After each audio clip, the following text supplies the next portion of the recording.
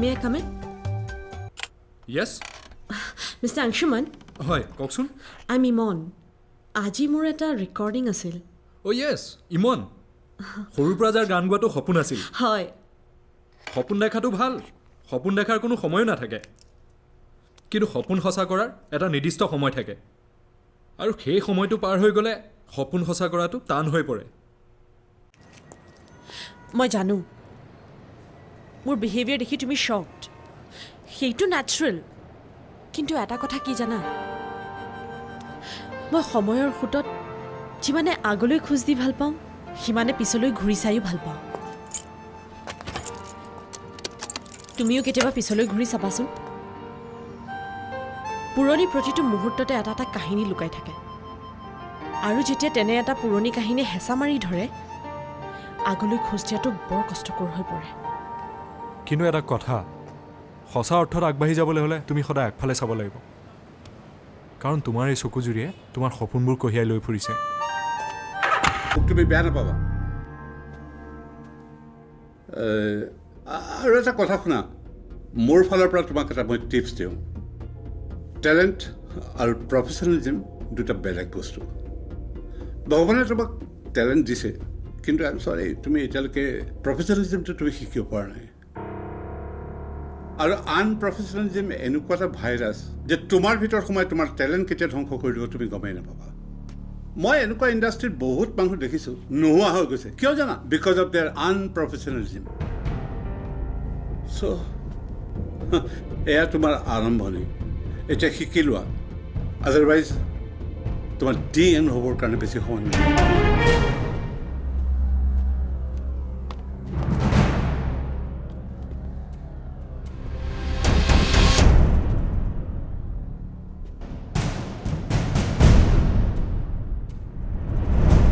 Yeah, I mean that.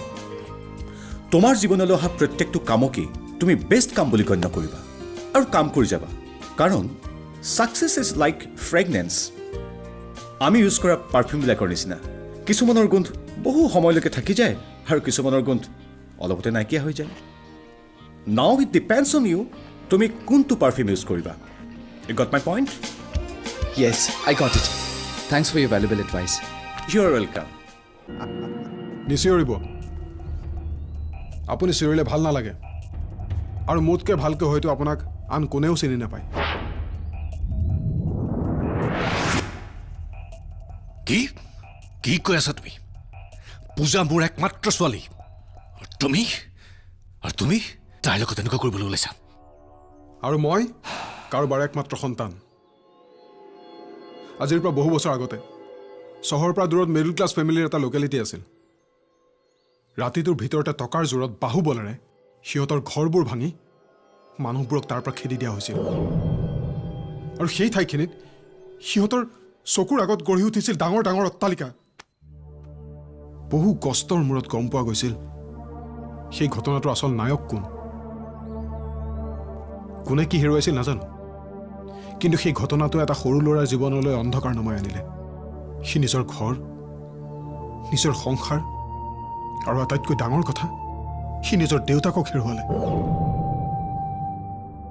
যিয়ে সেই নায়কজনৰ ভৰিত পৰি কাবৌ কৰিছিল আৰু তেওঁ গতিয়ে উলিয়াই দিয়া হৈছিল যাৰ বাবে তেওঁ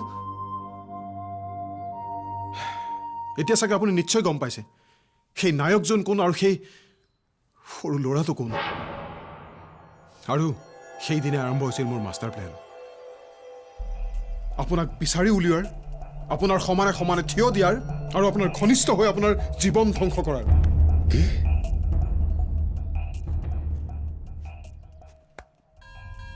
ভগৱানৰ বিচাৰ চাওক আপুনি মোৰ গোটেই প্ৰব্লেমেই ছল্ভ কৰি দিলে এদিন আপুনি নিজে আপোনাৰ ছোৱালীৰ জীৱনটো মোৰ হাতত গতাই দিলে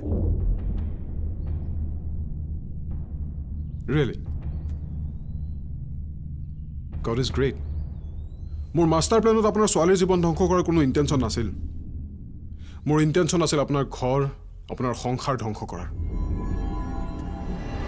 কিন্তু আপোনাৰতো সংসাৰ বুলিবলৈ ছোৱালীজনীৰ বাহিৰেতো আন কোনোৱেই নাই মই কেৱল অনুভৱ কৰাব বিচাৰিছিলোঁ কাৰোবাৰ সপোন কাৰোবাৰ ভাল পোৱা কাৰোবাৰ আপোনজনক কাঢ়ি নিলে কিমান কষ্ট হয়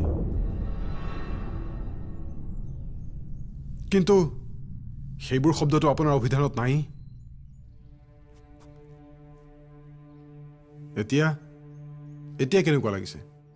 don't be shocked, it's just a give and take policy. নিজৰ ছোৱালীৰ ভৱিষ্যতৰ কথা চিন্তা কৰি আপোনাৰতো চাগে চিঞৰি চিঞৰি কান্দিবৰ মন গৈছে। উপছ, আপুনিতো কান্দিবও নোৱাৰে। কান্দিবৰ বাবেতো এখন হৃদয় লাগে। চ' মাই so-called father-in-law, Mr. Chaliha, what's your plan?